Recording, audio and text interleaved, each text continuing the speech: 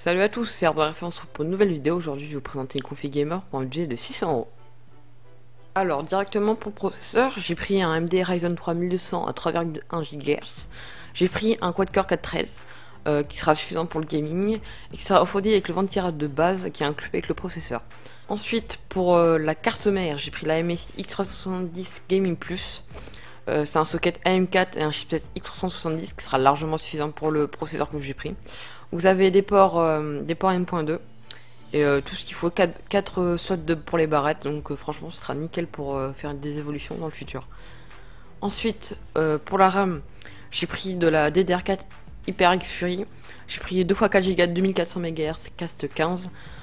C'est de la mémoire optimisée AMD Ryzen, donc c'est un petit plus, hein, qui sera très bien pour une config 600 €.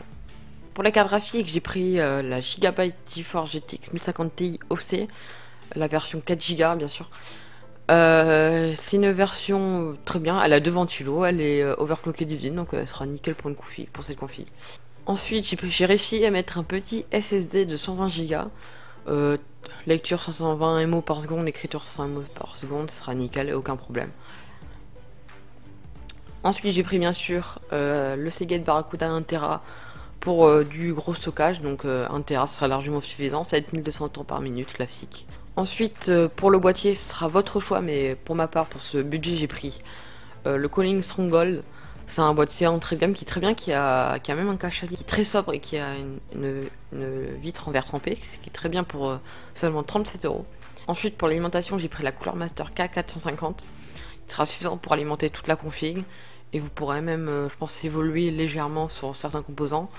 Elle pourra tenir le coup, c'est du 80 plus bond, donc vraiment pas mal pour ce prix. Alors au niveau des benchmarks pour la GTX 1050 Ti, on peut voir par exemple sur Call of Duty Black Ops 4 et pourra tourner en 35 FPS en ultra par exemple.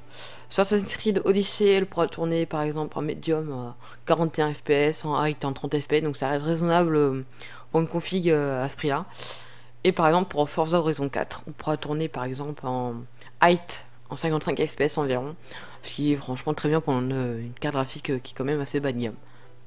La vidéo est maintenant finie, je vous invite à lâcher un petit like si vous avez aimé la vidéo, n'hésitez pas à vous abonner et à commenter. Je vous dis à plus pour une prochaine vidéo, salut!